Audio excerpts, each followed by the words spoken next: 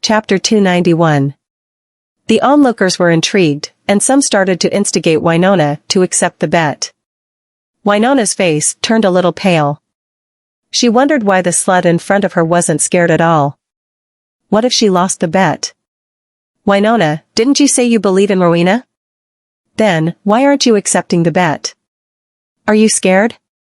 Maisie asked, grinning from ear to ear. Who told you that I'm scared? Wynona replied through gritted teeth, just you wait, Maisie. You're going to kneel down and apologize to me.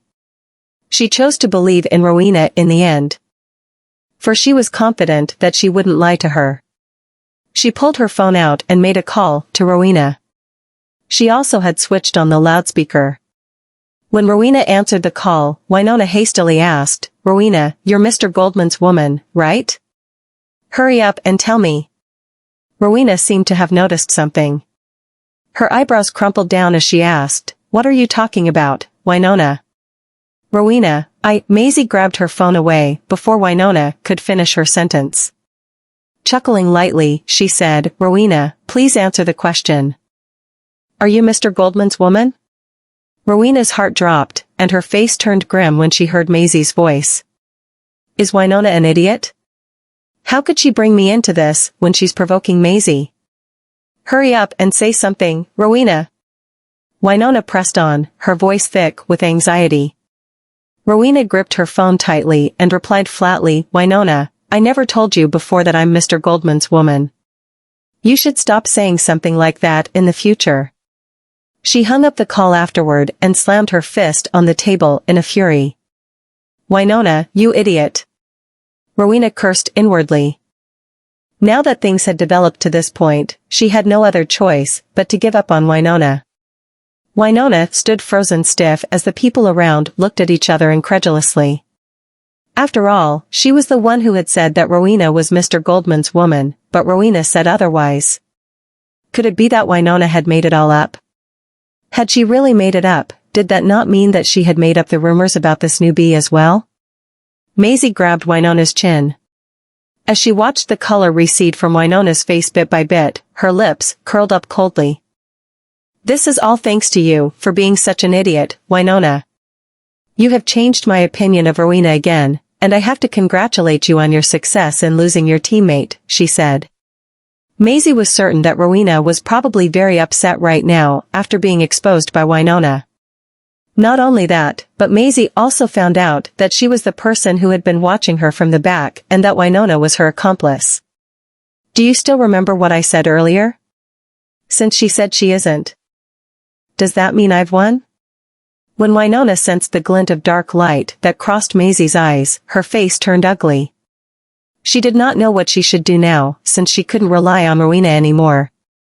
I'm sorry, Maisie. I shouldn't have spread rumors about you like that. Can you please forgive me? Wynona knew that Maisie still had the recording in her hands, so she had no other choice but to yield to her. Maisie snorted and said, Haven't I given you enough chances? Maisie, did you bring me to the restricted area because of Francisco? Wynona, so what if I did? Francisco just couldn't stay away from you since you got here and even gave you the chocolate that I gave to him. Maisie, did you arrange for the assessment to be between Logan and me? Wynona, I just wanted you to lose. They knew that a newcomer had entered the restricted area 2 days after she came, but they did not expect that Wynona was the one who had pulled the strings behind it. It was only now they saw the light as to why a newcomer would be paired up with Logan in the assessment. It was Wynona's plan all along. Chapter 292. What a massive turn of events. They had initially been under the impression Wynona was the victim, but it now appeared to them that it was not the case.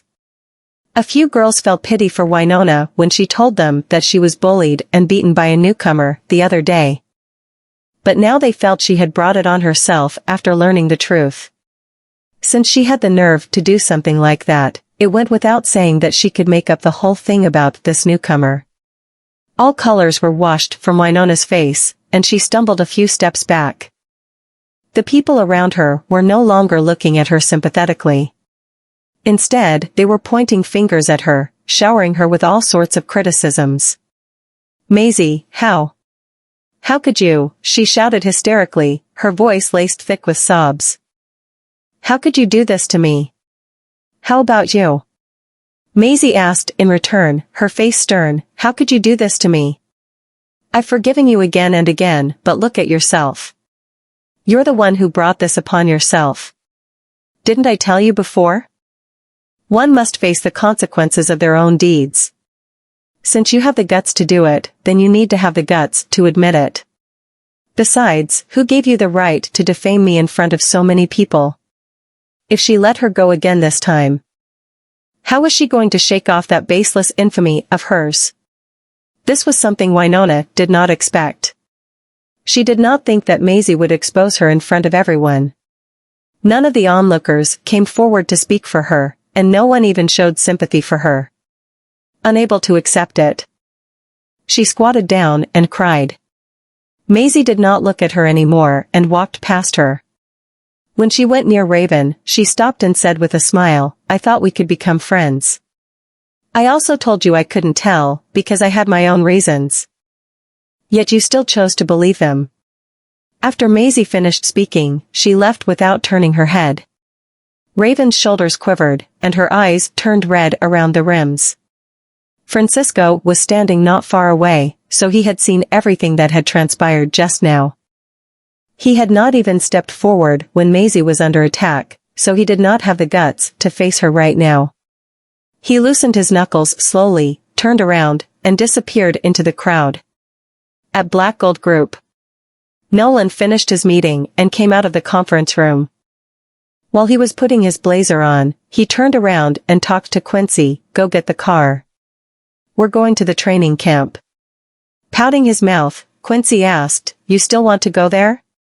Nola squinted his eyes and said, "Do you have a problem with that?" Nope. I'll go get the car right now." It went without saying that Quincy did not have a problem with that. Nolan had been itching to go to the training camp these few days, whenever he had nothing to do. It was as if he was worried that his wife would run away from him. Just when Quincy came in front of the elevator, Titus emerged from the elevator. "Where are you going?" he asked. Quincy looked at Nolan, unsure of what he should say. Nolan walked toward them in slow strides and asked apathetically, "What brought you here today?" "Humph. I heard that you've been going to the training camp these few days, whenever you're free. So I came here today to keep an eye on you. You're not allowed to go to the training camp." After that, Titus walked toward the administrative office, with his hands on his back. When he realized that Nolan was not coming, he turned around to look at him and said, "Brat, it's just an assessment. You should stay out of it, and you shouldn't go to the training camp so much. Do you want everyone in the camp to think that Maisie gets her grades because of you?" Nolan gnashed his teeth tightly. Titus was right. If he kept going to the training camp, it would make Maisie look bad. With that thought in mind, he turned around and went back to the office with a grim face. In the meantime, a shooting test was being conducted in the training camp. All of them were split into a group of 5, with one group of men and one group of women for the 100-yard shooting test. All candidates on the field put on earplugs and waited for instructions. Chapter 293. Maisie checked through her rifle and magazine before going on the field. After she ascertained that there was nothing wrong with them, she stepped into the field. It seems like the world is really small. We're back in the same group again. The person standing next to her was none other than Logan. The instructor decided on the grouping. He just randomly assorted them into groups regardless of their seniority, so it was totally fate that brought them together. Maisie laughed bitterly and said, "It seems like heaven is really not going to let me get this done in an easy way." Logan harumphed and replied, "I'm not going to lose this time." The sharp crack of gunfire tore through the air. The bullets flew across the air and landed on their target like raindrops. The instructor recorded each group member's performance, in which Logan had the best performance. She reloaded the bullets with smooth movements, practiced and calm. Logan had been in the training camp for 2 years. and she was well acquainted with firearms. Her outstanding performance was expected, but there was someone out of his expectations. For an inexperienced newcomer who had never had any training before, he thought she would have a hard time dealing with the rest of the assessments after winning the ring fight by luck. However, little did he expect that both her posture and the way she held the gun were on point. She was focused throughout the entire process and did not panic at all. At the end of the assessment, the instructor ordered someone to check and record the results. After that, the instructor announced the results. Out of the 5 people, 2 were eliminated for failing to reach 30 rounds, leaving Logan, Maisie, and another girl in the group. Rosalie Axelson. 35 rounds, pass.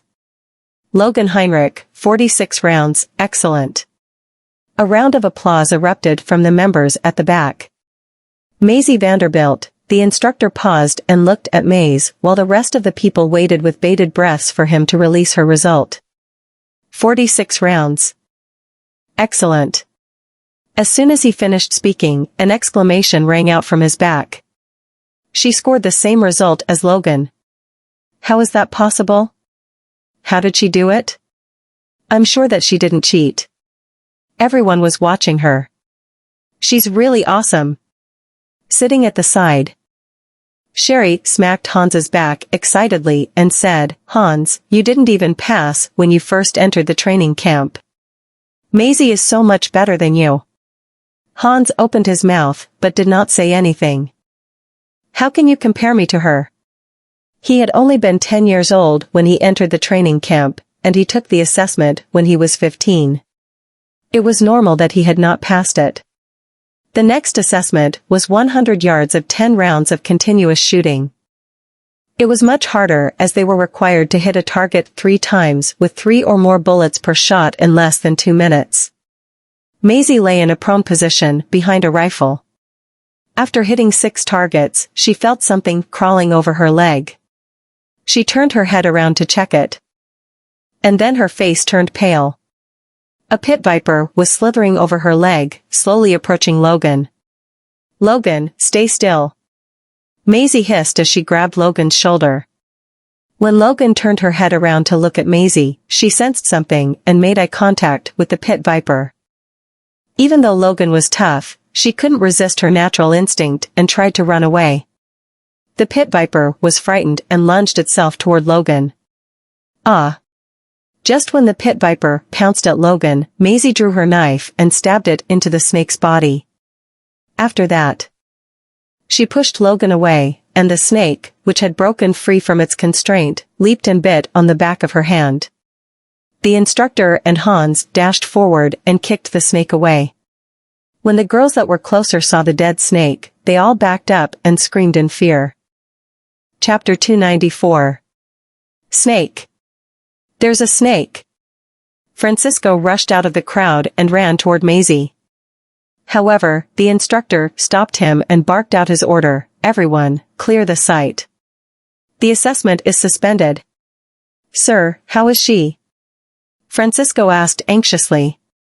A snake bit her. And she needs medical attention now. Bit by a snake? Why is there a snake in the training camp? Maisie. Sherry ran up to Maisie while Hans tended to her wound. The wound on the back of her hand is starting to swell up. We've got to remove the venom from her first. I'm sorry. Ms. Vanderbilt. Please bear with me. Hans cut open the wound bigger with Maisie's knife.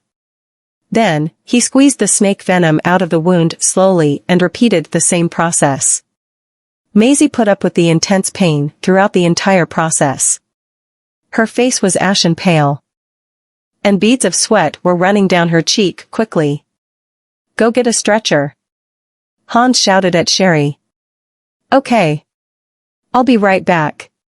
Sherry replied as she ran toward the infirmary with the instructor. Sitting on the ground, Logan couldn't utter a single word. She couldn't believe what had transpired, and she couldn't believe that the one who had saved her from the pit viper was none other than Maisie.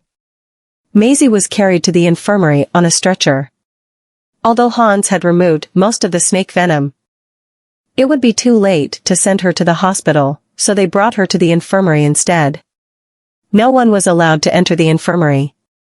Although this was not the first time the doctor treated a patient bitten by a snake. He was kind of bewildered as well as he did not know how to deal with a pit viper bite. Pit viper. How is there a pit viper in the training camp? We need to rush her to the hospital right away. They did not have the anti-venom for pit vipers in the training camp. Hans grabbed him by his collar and snarled, but it will be too late if we send her to the hospital now. She needs to be treated by a specialized doctor. I'm not familiar with this kind of snake venom. Sherry and Francisco were frozen on the spot as if a bolt of lightning struck them. Seeing that Maisie had begun to fall unconscious, Francisco tightened his fists and said, "My brother knows a professional doctor who is well acquainted with snake venom. I will contact him right now."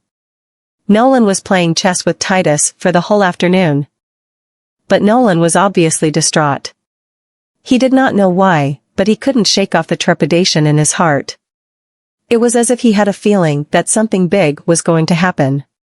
Titus noticed his anxiety and harumphed, "Stop thinking about it, brat. It's afternoon. And I assume that the assessment is over. We just need to wait for the results to." Suddenly, Nolan's phone rang and cut Titus short.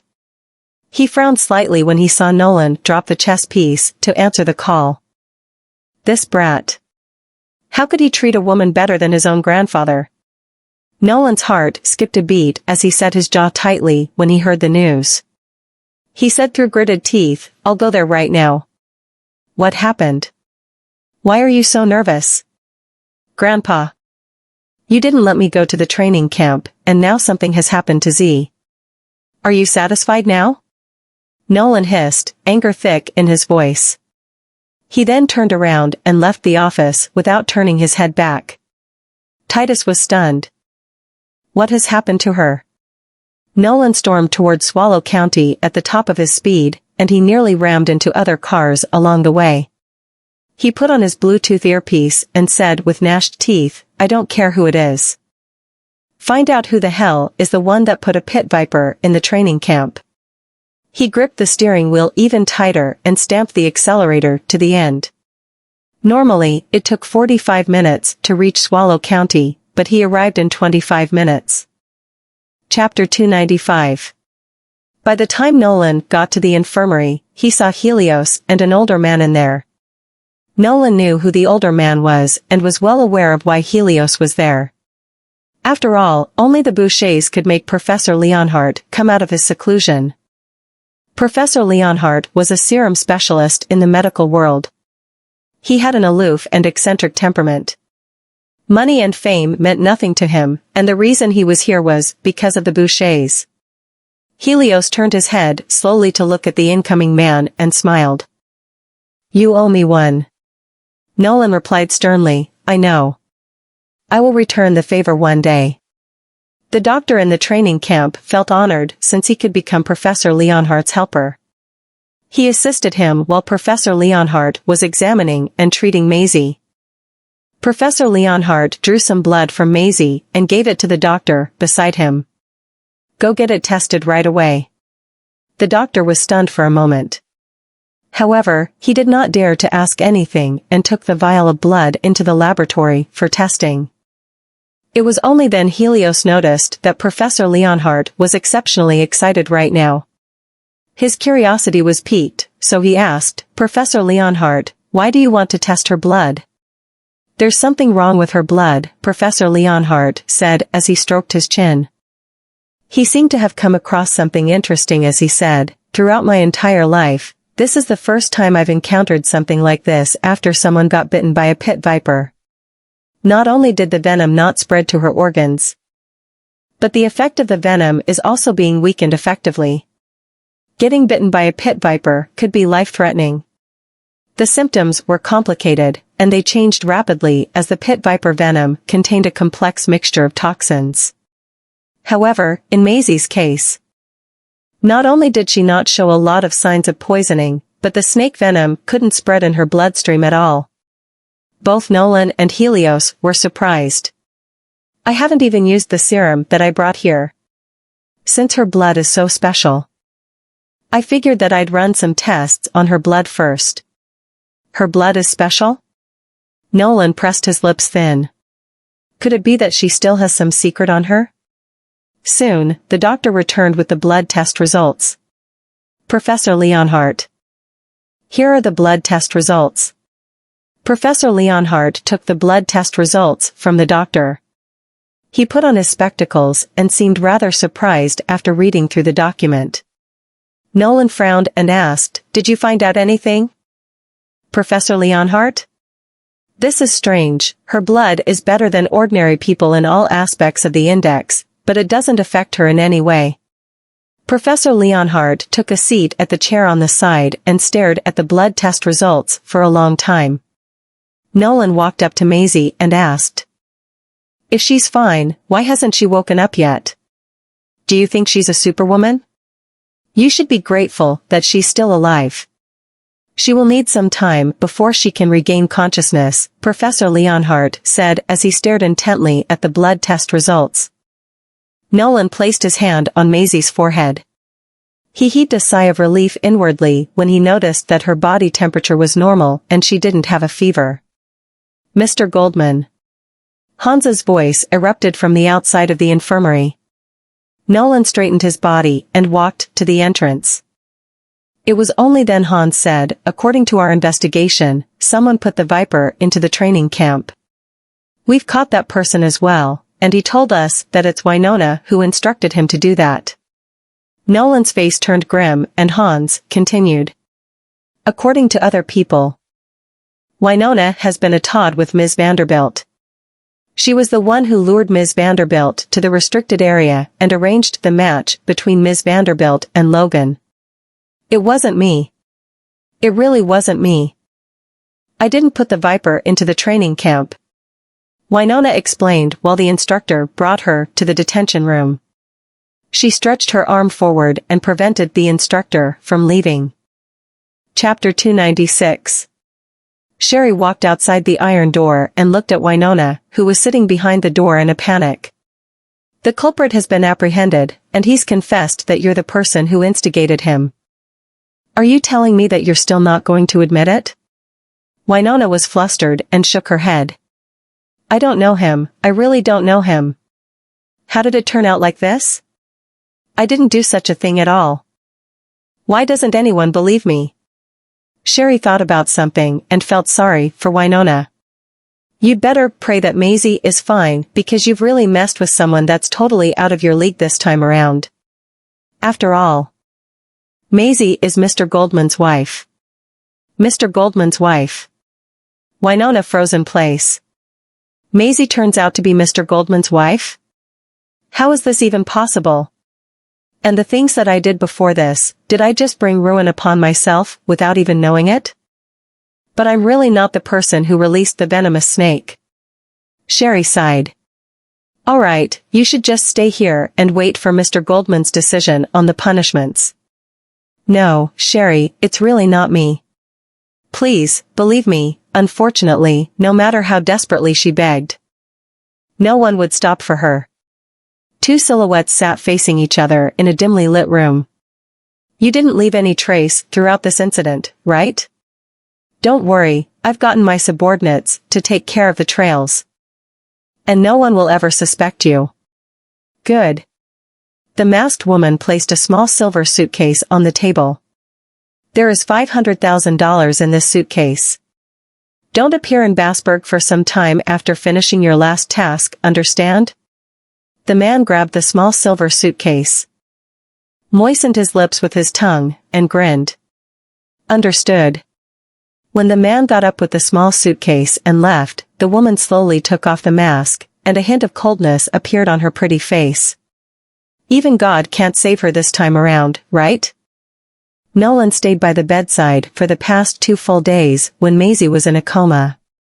Mr. Goldman Sr. had learned that Maisie was comatose after being bitten by a venomous snake in the training camp, so he hurried over to visit her. "Z hasn't regained consciousness?"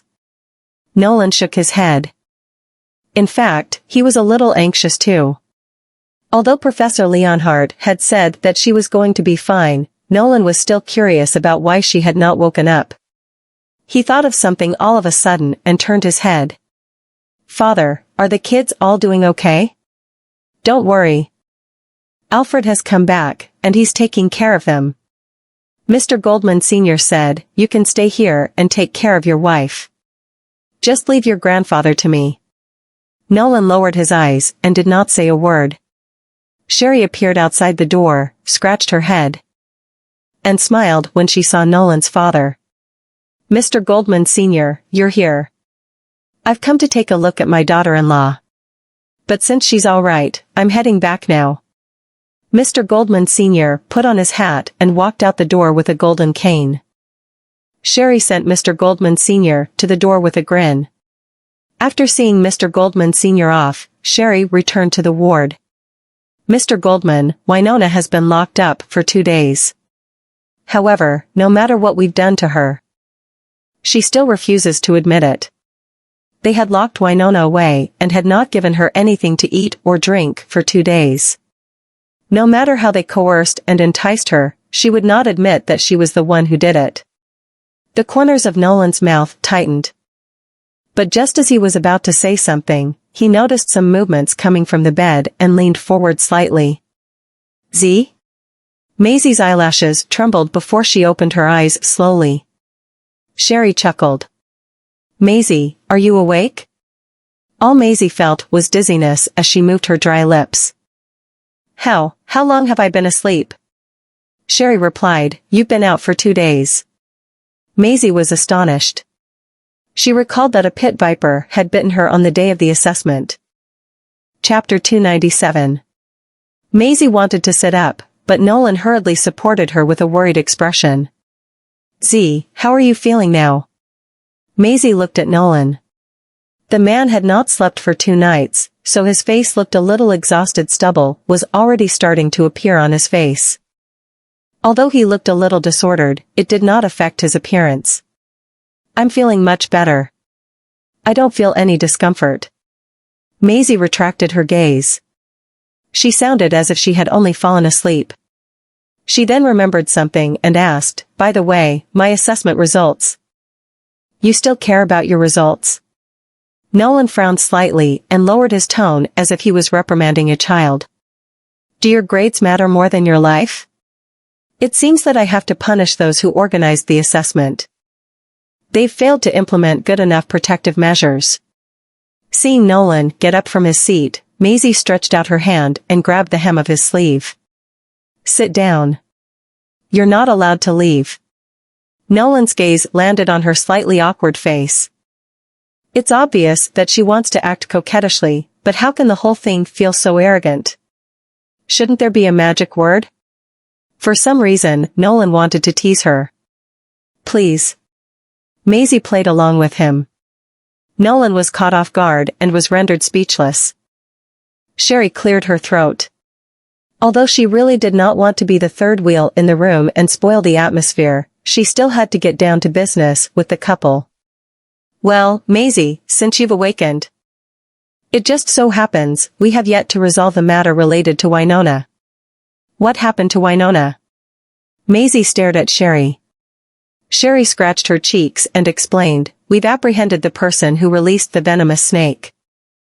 He claimed that Winona was the person who instigated him to do so. Hence, we've locked Winona away for 2 days and interrogated her. But she hasn't admitted to anything. Winona is the person who instigated the culprit into releasing the venomous snake." Maisie lowered her eyes and pursed her lips while she was thinking about something. Nolan's eyes were clear and cold. "Just turn to other methods if she doesn't want to concede. Do so until she spills everything." Other methods. Sherry was well aware of the methods that Nolan was referring to, but using those methods against such a young lady was indeed a little inappropriate. After all, they were quite inhumane. Maisie opened her mouth suddenly and requested, "I want to meet Winona." Sherry brought Maisie to the interrogation room to see Winona, and Nolan followed along because he was worried about her. Light shone into the interrogation room the moment they opened the door to the room, and the group of people saw Winona lying in a pool of blood with a bloody knife in her hand. Maisie was stupefied, and Nolan immediately lifted his hand to cover her eyes. "Don't look." With that being said, he turned his head and said to Sherry, "Call the police and summon those who were interrogated this morning to come and see me." Several police cars drove into the training camp, and Winona's corpse was put into a body bag and brought out. The onlookers' expressions turned solemn when they heard that Winona had committed suicide in the interrogation room. Hans and Sherry said something to the police officers, and the police left after taking some notes. Standing in the crowd, Francisco did not expect that Winona would commit suicide. Although he did not like Winona, it was a pity that she had ended her life just like this. Maisie sat on the hospital bed, her eyes looking gloomy and indifferent. She may have had a personal grudge against Winona, but she had already used the recording of Winona the day she exposed it to the public. She did not expect that Winona would slit her neck to commit suicide. Sherry mentioned that she had locked Winona away for 2 days without giving her any food or drinks. But she still couldn't make her admit that she was the one who had asked for the Viper to be released. "Even though I don't know Winona very well, judging from her demeanor of a cowardly bully, she would have given up and confessed in the face of such a situation if she were truly the person who's plotted the whole scheme." Chapter 298. Maisie could not come up with a reason that made sense, but she had a hunch that Winona might have been framed. The person who had framed Winona knew about her personal grievance with Winona. When she was entranced by her own thoughts, she did not notice the person who appeared outside the door. Maisie. Maisie returned to her senses gradually and found out that it was Raven. Raven walked into the room uneasily, clasping the back of her right hand with her left palm. "Maisie, I'm glad to know that you've woken up. And I'm so sorry for what happened before this. I know that there's no way that you'll forgive me, and I don't expect you to do so either. But I only want to apologize to you. I know, I chose to believe in Winona's words instead of yours. That's how I misunderstood you. I actually thought that you truly had never regarded me as a friend. But it was all my fault, I'm sorry. You must have been extremely disappointed that day, right?"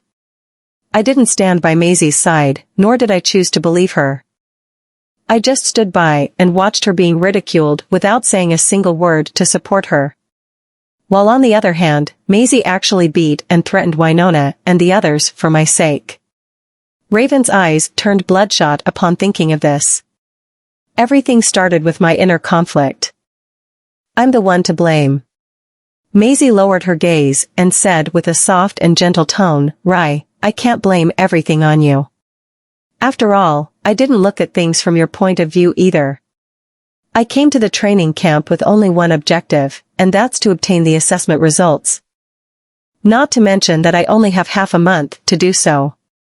Seeing that Raven was still pursing her lips, Maisie smiled bitterly.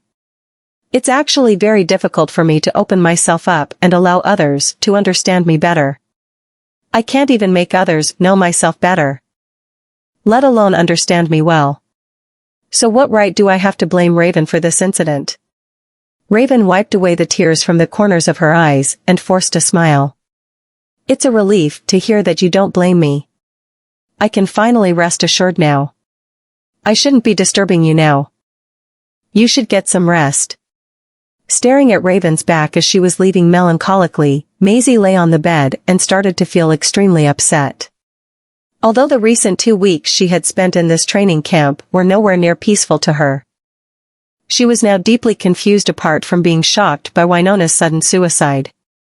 When Nolan, who had just returned to the ward, saw Maisie lying motionless on the bed, his eyes narrowed, and he panicked deep down. He rushed to the bed and leaned over, wanting to wake her up. But Maisie sat up abruptly and rammed her head against the bridge of his nose. "Nolan, are you all right?" Maisie, who was rubbing her forehead with a surprised expression, looked at Nolan, who was covering the bridge of his nose. Who would know that he'd come so close to me all of a sudden? Nolan pinched the bridge of his nose and gasped, thanking God that his nose was not a fake one. He then removed his hand, and a stream of warm and sticky fluid gushed out of his nostril. He swiped his philtrum with his fingertip and found out that he was suffering from a nosebleed. "Don't move." Maisie hurriedly took out some tissue, dragged him to the side of the bed, sat him down, and wiped it for him. It was probably her first time seeing Nolan in such an embarrassment and loss, so she could not help but laugh out loud. Nolan frowned. "How can you manage to laugh at such a moment?" "I'm sorry, I didn't mean it." "I couldn't help it." Maisie's shoulder trembled as she was trying to hold back her laughter. Seeing that the woman in front of him had finally removed all pretense and showed him her most genuine side while he was around, Nolan held her wrist, wrapped his arm around her waist, and pulled her into his arms. Maisie was stunned for a split second, only to see him lower his head and ask softly, "Z, do you know what I was thinking about throughout the past 2 days when you were in a coma?" Chapter 299. What were you thinking about? Maisie lowered her gaze. The affection on Nolan's face condensed at the bottom of his eyes, and the corners of his lips were lifted slightly. "I was thinking that when you've regained consciousness, I'll chain you up to drag you to the town hall, to marry you immediately, no matter whether your grades meet grandfather's requirements or not." He did not want to wait any longer. He wanted her to be his rightful wife. And he wanted to be able to write her name down in any column that asked him for the name of his spouse from now onward. Maisie did not expect that he would say this to her suddenly, but she knew that he was the person who had been taking care of her, worrying about her for the past 2 days. If I were to really marry him, it's not that it's unacceptable. However, something came to Maisie's mind, and she pushed him away gently. Seeing that she lowered her gaze and remained quiet, Nolan asked in a muffled voice, "You don't want to?" "I didn't say that I don't want to." "Then are you saying that you're willing to do so?" Nolan hugged her again with a wide grin on his face. Maisie grumbled and replied, "Nolan, no matter what, I've made your grandfather a promise. So if I marry you without passing the assessment beforehand, won't I be crowned as a dishonest woman by your grandfather for the rest of my life? Besides, your family background is so complicated. If I marry you without knowing anything about it, it can be foreseen that I won't be able to stabilize my position as Mrs. Goldman in the future, right?" Nolan was taken aback. He did not seem to have thought that she would think about this. However, he then lowered his gaze and smiled after a short couple of seconds. "Z, I can tell you everything now if you want to know about them. I'll start by telling you about the sacrifice that Quincy, Sherry, and Han's parents made back then. Their parents were selected to join the top management from the training camp years ago. And they were my grandfather's most faithful subordinates. My great-grandfather founded a group of elite forces with the eldest princess of the royal family back in Staslo in the past. This organization is called the Night Banquet, also known as the Goldman's Banquet to the public." Maisie looked at Nolan in surprise. As someone who had lived in Staslo for a few years, it was impossible for her not to have heard of the organization Night Banquet. It was said that this organization had a very close connection with the royal family of Staslo. It was also equivalent to the military force that the Princess of Staslo owned. In addition to being the eldest daughter of the royal family, Nolan's great-grandfather was also one of the founders of the Night Banquet. "Did your great-grandfather have something to do with the royal family of Staslo?" Maisie asked. Nolan could not help but laugh. "Do you know why my grandfather has a face that resembles that of a mixed-race man?" Maisie was dumbfounded. Indeed, she was actually quite curious about the reason Nolan's grandfather looked like a mixed-race man. "Because my grandfather is the child of my great-grandfather and the eldest princess of Staslo. However, the royals wouldn't recognize this bloodline. My grandfather's existence and the Goldmans as a whole have always been regarded as a disgrace to them. Nolan's great-grandfather was a man of no background. It could even be said that he was a lowly thug who originated from the ghetto. However, because of his ruthlessness and ambitions, he had become the bodyguard of the Princess of Staslo due to a strange combination of circumstances and coincidences. He served only the princess back then. Nolan's great-grandfather had slaughtered a lot of leftists and nobles in the royal family for the princess, so his name was greatly feared by others. To put it bluntly, his great-grandfather had been the hyena that served the eldest princess back then. The intimate relationship between the princess and Nolan's great-grandfather was only known to the outside world after the eldest daughter gave birth to Titus. However, because the ordinance of Staslo's royalty would not allow the princess to marry a commoner, even though Titus was considered royal blood, he was never accepted by the royal family. In order to avoid implicating Titus in the royal family's agendas, the princess had asked Nolan's great-grandfather to bring Titus to Zlokova and settle down in the country. While he had been doing so, he established the Goldmans, and entrusted the young Titus to Rowena's grandfather and grandmother. However, Nolan's great-grandfather, who then returned to Staslo after that, died in Staslo with the princess in that exact year. Chapter 300. After listening to what Nolan said about the Goldman's history, Maisie was undoubtedly shocked and stupefied as if she had been told something extremely incredible. Nolan picked her up by her waist and placed her on his lap. I've confessed everything to you now. So you should also know why my grandfather always brings Rowena along by his side and values her so much. This is all because Rowena's grandparents were the ones who raised my grandfather. Maisie pursed her lips and did not utter a single word. Nolan held her hand and placed it on his beating chest. You have my word, as long as I'm still alive and well, I won't let you suffer from any grievances, regardless if it comes from my grandfather, Rowena, or anyone else. Those people who make things difficult for you in the future can treat them as people who have offended me, even if it kills me. I'm better off dead if I can't keep my words to you or lose you.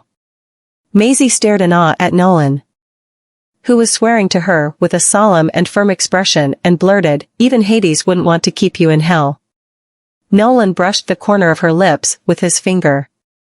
If that's the case, my life is yours to keep from now on. And no one can take it except you. 2 days later, Maisie got her report card for the assessments, but what she did not expect was that she had scored a total of 130 points. Sir, is there a mistake in this assessment result? Didn't I fail to complete one of the assessments? So how did I score 130 points? The instructor explained to her, the extra 10 points have been given to you because you came forward courageously and rescued your companion at the assessment site. Although what you did is very risky and isn't worthy of commendation, your courage should be recognized. He then added, moreover, this is also Logan's recognition of you. She admitted that she was flustered at that time, and her actions startled the pit viper. You're the one who saved her. Maisie held the document in her hand and asked, what about Logan? How are her grades? Only one person with the best grades will be selected in the annual assessment. And because you've saved Logan, she's withdrawn herself from this assessment voluntarily. The instructor's explanation kept echoing in Maisie's ears. To her, Logan's decision was still somewhat unexpected. As soon as she walked to the field, she saw Rowena and Hans standing together and did not know what to say to them. Rowena was astonished when she saw Maisie, but her expression did not change much. She then walked toward Maisie with a polite smile. Ms. Vanderbilt, I heard about the incident that you ran into. I didn't expect Wynona to do such a thing, but I'm relieved to see that you're doing fine. Maisie chuckled. Miss Summers, are you saying that you're worried about me? Rowena lowered her gaze. After all, you're the person that Nolan cares about the most. I'm sorry about the jade ring. I deliberately made you misunderstand Nolan's intention in order to see if you really cared about Nolan. Rowena's confession surprised Maisie. This action doesn't seem to suit her personality well. However, should I say something in return since she said so? She smiled. Knowles has explained everything to me, and thank you, Miss Summers, for making me see what I want deep down clearly. The smile hanging on the corners of Rowena's lips looked stiff. Really? Maisie twirled a strand of her hair as the corners of her scarlet lips twitched and lifted. She then said, I've never dared to face Nolan's feelings for me before this, but after experiencing all the incidents that have happened recently, I seem to have realized that I might have fallen in love with him.